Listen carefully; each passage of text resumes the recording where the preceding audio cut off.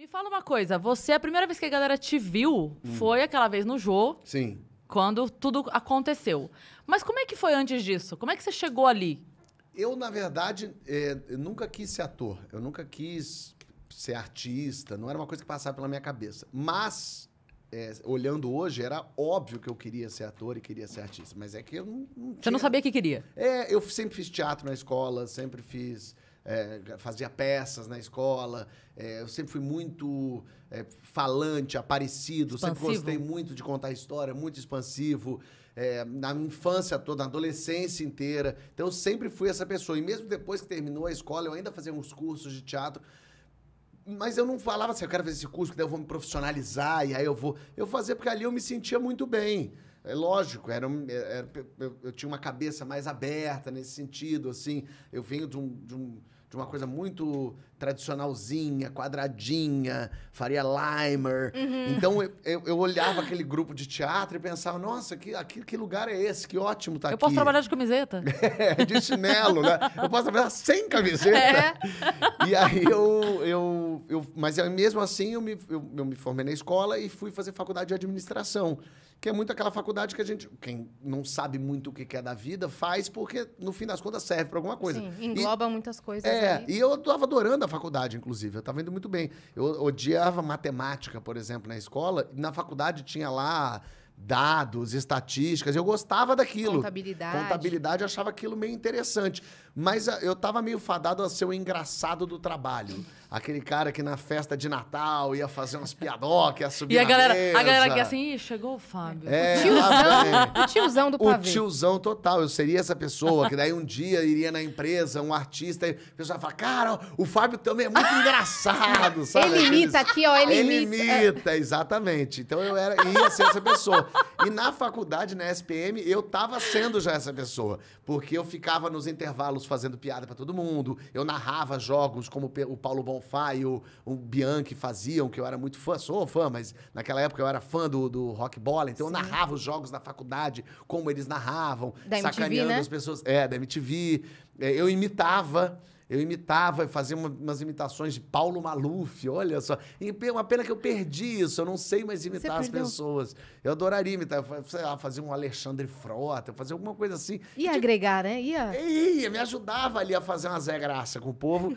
E eu fazia umas imitações também da minha cabeça, da Monga. Aqui é Conga, mulher gorila, ou é a Monga? Monga. Aqui no Rio é a Conga. Aí fala Monga, o pessoal acha, inclusive, que é meio politicamente incorreto falar. Eu falo, não, mas aqui em São Paulo é a Monga. Era a o Monga. nome dela. Mas no Rio é a Conga. Ah, Conga. A mulher gorila. E aí eu fazia a narração da transformação da Monga. Era uma coisa muito louca. Eu fazia até na escola. Porque eu estudei na mesma escola durante a vida inteira. Da primeira série ao terceiro colegial.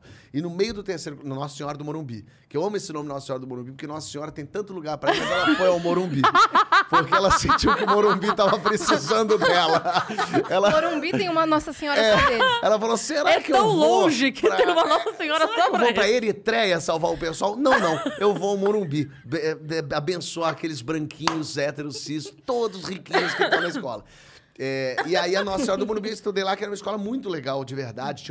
Era rodeada de árvore, de mato, assim, ainda é. E era muito gostoso de estudar lá. Eu estudei a vida inteira lá, mas obviamente... Manteve amigos? Muito, até hoje. Os meus amigos todos daqui, da infância, são hoje lá, porque eu estudei na mesma escola. E aí, só que no terceiro colegial, meu revolto, aqueles adolescentes imbecil, né? Como todo adolescente. Eu falei, não quero essa escola, tá muito chata, que eu quero mudar de escola. Em junho, eu decidi mudar. No último ano, no último semestre. No último semestre. E eu não tava nem indo tão mal de nota, assim, a ponto disso ser uma desculpa. É só porque eu cansei, não quero mais. Essas pessoas. E aí eu fui... Há 30 anos com os caras. Só que escola aceita alguém em junho do terceiro colegial? Só a mais podre aceita, só as piores. E eu fui estudar no ENDAC, que era uma escola que ficava ali no Morumbi também, na Cidade Jardim, ali perto da ponte. Só não tinha Nossa Senhora. Não tinha Nossa Senhora. E era uma escola só de repetentes, de gente perturbada, de pessoas que não tinham como estudar porque faziam, sei lá, ginástica olímpica e eram atletas e tinham que ir pra lá só pra passar de ano. E eu fui com meu amigo pra lá, meu melhor amigo, a gente falou, vamos mudar, vamos. Falei pro meu pai, eu quero mudar de escola. Ele falou, se a mensalidade for a mesma, pode. Meu pai não tava nem aí. E aí eu mudei pro INDAC, que por acaso tinha um curso de teatro muito legal. Olha aí, Freud explica. Eu também fui fazer o curso de teatro do INDAC e me mudei pra essa escola que era uma loucura, essa escola. Era uma escola realmente assim, no meio da aula, de repente alguém começava a gritar assim, mortal, mortal, mortal. O professor, que isso, gente, mortal? Aí os alunos abriam as cadeiras, isso foi no meu primeiro dia de aula, as pessoas abriam a cadeira, aí uma pessoa, um aluno saía, vinha do lado de fora, saía correndo e dava um mortal dentro da aula, da sala. Tomou! E todo mundo... E aí eu olhei e falei, que lugar é esse? O que tá acontecendo? Mas combina com a sua personalidade. Muito! Eu amei aquele lugar. E assim, era uma casa. Então, do nada? Era do nadão. E era uma casa. Então a gente tinha aula assim na sala. Eu tinha aula numa sala que tinha lareira.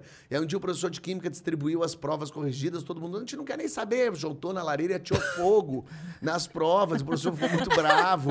A química aí, combustão. Um dia, eu lembro desse dia que a gente tava nessa aula... de biologia, ou sei lá o que era, e um aluno levantou do nadão com uma pedra na mão, jogou na janela e sentou de novo. Então fez tipo, arrebentou a janela, sentou, o professor olhou e falou, quem foi? O cara, não sei não, professor, não sei o que foi.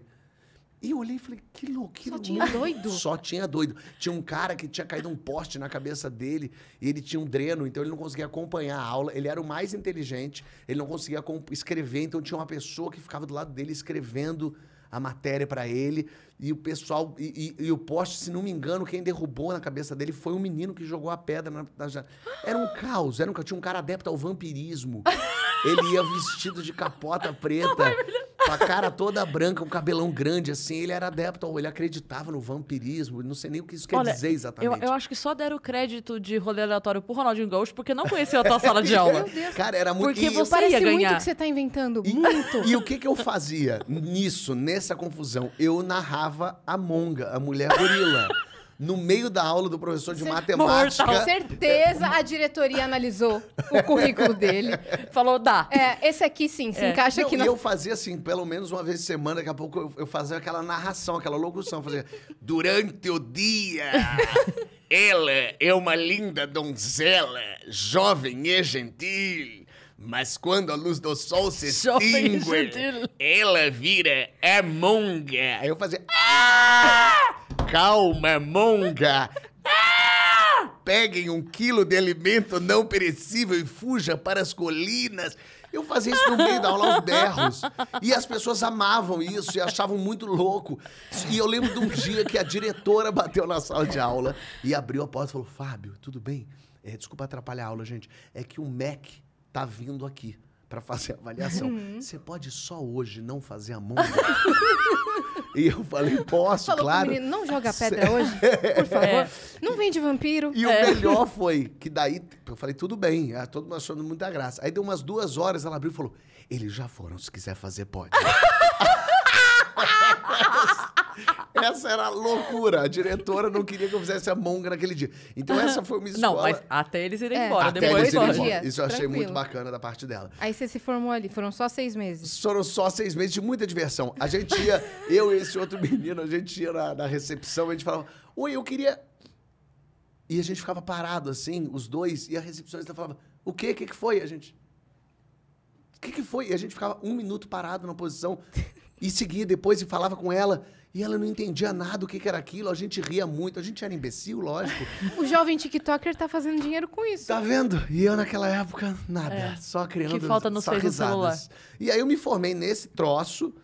E fui pra faculdade. Eu lembro que quando eu voltei na outra escola antiga pra conversar com os meus amigos, todos eram da outra escola. Mas lá você fez teatro, nessa escola daí. Nessa eu fiz, fazia à noite um curso meio pré-profissionalizante, assim, mas fazia 3 vezes por semana. Me apresentei, pessoas foram me ver fazendo abajur lilás de Plínio Marcos. Eu fazia a bicha master, que era dona do lugar, maldosa, malvada.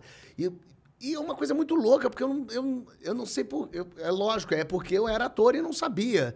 Mas quando, tudo isso para dizer, você vê que eu respondo longamente, tudo isso para dizer, quando eu fui ao programa do Jô naquela tarde, eu fui com a faculdade, porque as pessoas da faculdade já sabiam que eu era engraçado, já sabia que eu gostava de aparecer, de fazer as piadas. Eu, no intervalo das aulas, eu ficava contando, eu ia de grupo em grupo fazendo as minhas imitações dos normais. Eu escrevia textos dos normais e eles falavam, Fábio, conta aqui pra gente. Aí eu fazia ali um texto que eu tinha escrito na minha cabeça, do Rui e da Vani, fazia, eles riam muito, que maravilha, haha. E aí eu ia para um outro grupo, que ficava ali no meio da quadra, e aí fazia para outro grupo, eu fazia, sei lá, para uns 10 grupos, umas apresentações assim. E como eles sabiam que eu era essa pessoa, aí um dia eu tava indo embora, e aí o cara me parou na quadra e falou, Fábio, amanhã a faculdade vai lá no Jô, assistir o programa, você não quer ir não? Aí eu falei, lógico, pô, o Jô, incrível, tá? Ele falou, de repente você pode fazer lá. E eu falei, não, então entrega seus textos pro Jô. Assim, eu pensei, pode ser legal entregar os textos pro Jô. Aí eu fui para casa, imprimi os textos, no dia seguinte fui lá na faculdade e fui com os textos na mão e eu queria até achar isso, uma fita VHS que eu tinha gravado. Oh, meu Deus. Eu fazendo o Rui e a Vani. Pra mostrar. Pra mostrar, pra dar pro Jô e tal. E aí eu sentei na cadeirinha pra ver o Jô lá entrevistando pessoas e tal. E aí na hora eu pensei, cara, o Jô não vai ver isso. Imagina se o Jô vai pegar minha VHS do moleque que ele nunca viu na vida. O carro dele para na porta do estúdio. Ele não vai ver a minha VHS. Entendeu? E aí eu, nesse meio tempo, falei assim, realmente não adianta eu entregar isso pro Jô, não vai adiantar nada. Então eu vou pedir pra fazer lá na frente. Realmente é uma pessoa que não tinha a menor noção. Hoje, tendo um programa, eu penso, que loucura. Imagina se alguém me pede pra fazer lá na frente um negócio, o caos que tem que pedir autorização. E aí eu escrevi num papelzinho, eu rasguei meu texto, assim, escrevi num papelzinho rasgado, assim, Jô, gostaria de ter uma chance de mostrar um texto de minha autoria, baseado nos normais. E aí, quando deu o intervalo da gravação, eu saí do meu lugar correndo e fui lá até o Jô. A produção ficou apavorada, eu cheguei ao Jô, dei o bilhetinho, abracei o Jô, ele, tudo bem, tudo, Jô, tá aqui, obrigado. E aí a produção, ainda dei sorte que a produção não me expulsou, porque poderia ter me expulsado de lá. Claramente. Falou, amigo, você não pode fazer uma coisa dessa e tal. Me devolveu para um lugar, porque já estava no tempo de voltar a gravar. Foi no impulso, assim. Foi no impulsão. E eu pedi para fazer lá na frente. E aí eu voltei para um lugar, eu peguei o Jô num ótimo dia, o Jô leu aquele bilhete, deve ter achado curiosíssimo. E aí começou a filmar, eu vi ele conversando meio com o diretor ali, e aí começou a filmar. E ninguém viu que estava filmando, estava todo mundo conversando, porque ele fez, gente, por favor, aqui, eu recebi aqui um bilhete. E aí eu falei, caralho, ele vai ler meu bilhete. Fábio, é isso mesmo, Fábio? Eu estava ali, é isso mesmo, ele queria uma chance de fazer. Ele falou, bom, então tá bom, introdução pro Fábio. E a banda começou a tocar. Quando a banda começou a tocar, é que eu entendi, tá gravando. Porque eu achei que era, o Jô tá lendo aqui pra dizer, Fábio, depois você faz e tal. Sim. Nessa hora, onde estava seu cu? Por enquanto... Em que lugar do planeta? Ainda tranquilo. Eu fui ficando quente, assim. Eu fiquei quente. Eu lembro da sensação de estar ficando quente. O Jô me chamou... Mas eu fazia tanto aquela imitação dos normais, aquele texto que eu fiz lá, eu fazia tanto, que eu fazia ele já mecanicamente. Era mais uma zoeira. Era mais uma zoeira. E a minha faculdade estava lá. Eles estavam muito... animadíssimos. Então, o Jô me chamou... Você tinha um bom material e você tinha torcida. Então, você estava um pouco ajudava. mais... Sim, bom material na minha cabeça, obviamente, que funcionava ali, porque eu nunca tinha escrito nada. Não, mas eu digo assim, quando a gente vai escrever uma piada pro palco, você testou, funcionou Exatamente. 5 vezes, é bom. Perfeito. Então, você tinha passado um grupo, todo mundo riu, é bom. Vou fazer lá na frente. Exatamente. E aí eu lembro de o Jô, você, o que você faz? Então, então tá bom, o palco é seu. E ele se afastou assim... E aí eu lembro de olhar aquela plateia zona toda, e eu expliquei mesmo mais ou menos. Então vou explicar, tem o Rui, tem a Vani, então eles estão em casa. Aí eu comecei a fazer. E é meio caótico mesmo, é meio lunático aquilo que eu fiz. E a plateia levou tipo uns 30 segundos para entender aquilo. E você pulando meio Chaves vendendo churros, né? Exatamente. Aí eu falava, o Rui não sei o quê. Vani acha que não sei o quê. O Rui vem para ser não sei o quê. Vai não sei o quê. E aí eu lembro desse momento da plateia não rindo e uma angústia minha, e de repente teve uma primeira risada. Com um palavrão, lógico. Teve um cocô, sei lá, um cagar, alguma coisa assim. Que daí teve um... Aí eu, opa, risada. Aí começou...